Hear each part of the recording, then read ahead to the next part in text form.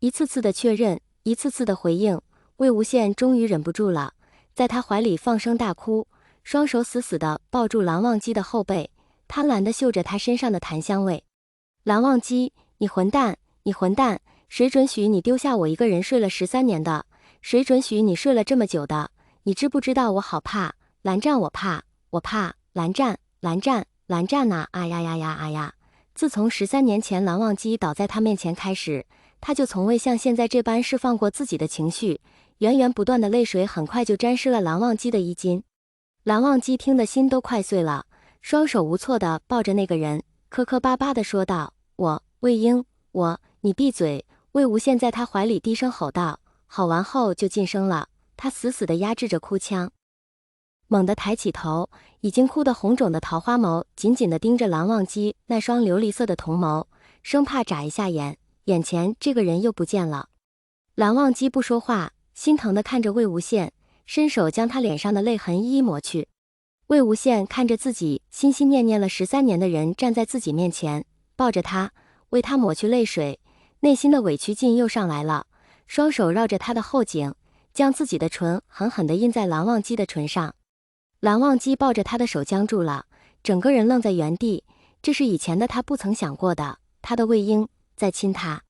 魏无羡在他唇上抵死缠绵，像是要把这迟了13年的吻补回来，他的嘴里冲入一股血腥味，蓝忘机的唇被他咬破了，魏无羡不由得一阵心疼，吻势慢慢停了下来。在他刚想离开时，蓝忘机一把将他拽了回来，又将唇印了上去。魏无羡没有反抗，这一次的亲吻比刚刚的更深入人心，两人动情地吻在一起，双手紧紧拥抱着彼此，他们真想就这样到天荒地老。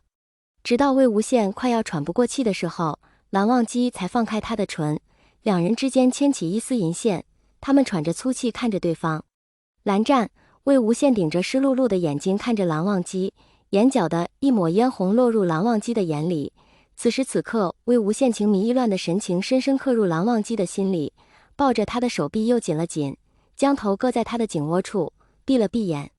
他还有什么不明白的？他的魏婴也心悦于他呀。蓝湛，我心悦你，我喜欢你，你听到了吗？自己猜到是一回事，听他亲口说到又是另外一回事。自从年少时明白了自己对他的情谊，他就已经明白了爱而不得的滋味，能留在他身边护他周全，看到他幸福，已经是他最大的心愿了。他从未想过自己深爱的人也爱着他，巨大的喜悦仿佛要将他吞噬，可他甘愿沉沦在这漩涡里。听到了，我听到了，魏婴。蓝忘机带着哭腔的声音在他耳边响起。魏无羡笑了，这是这么多年来他第一次发自内心的笑，也是这么多年来他无数次在他耳边诉说自己的心意，第一次得到他的回应。许久过后，两人渐渐松开了，但是手还是拉在一起的，他们不愿松开，错过了13年，兜兜转转还是在一起了。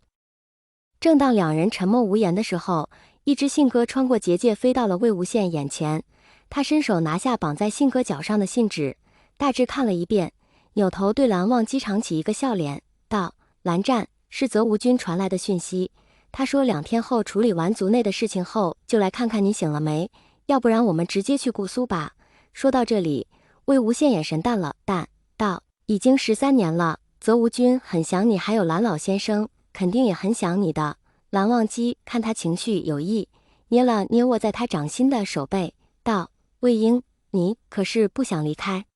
魏无羡轻轻摇了摇头，踌躇一会儿，又点了点头，拉着他走到石桌旁坐下。魏无羡窝在他怀里，将头埋在他胸口处，闷声道：“蓝湛，我好累啊，外面那些人，我不想看见他们。这13年里，我早就适应了一个人陪着你，待在这荒山野岭，可我不能那么自私啊，你还有牵挂的人等你回去，那我该怎么办？”蓝忘机一时不知道说些什么，只是魏无羡的话让他很震惊。13年，他的魏婴就这样待在这里13年，等他醒过来。他一直都是个喜欢热闹的人，却被逼得对世界绝望。现在的他只愿意待在这里不问世事，想到这里，他心里心疼得紧。蓝忘机抬手揉了揉他毛茸茸的脑袋，轻声道：“我们回姑苏看看叔父他们，然后我们再回来，往后我陪你。”魏无羡闻言，猛地抬头道：“蓝湛，你叔父不会同意的，那就求到叔父同意为止，我不会再留你一个人了。”蓝忘机紧紧地抱住魏无羡，这个人是他的命。魏无羡笑了一声，眼里的泪水又不争气地流了出来。他闭了闭眼，喃喃道：“傻哥哥。”窝在他怀里平静了一会儿后，才下定决心道：“那我们现在就回去吧。”好。魏无羡从他怀里出来，站在他面前，笑着看着蓝忘机，伸手捏了捏他的脸。这一次，手指上是有温度的，不再似从前那样冰冷刺骨了。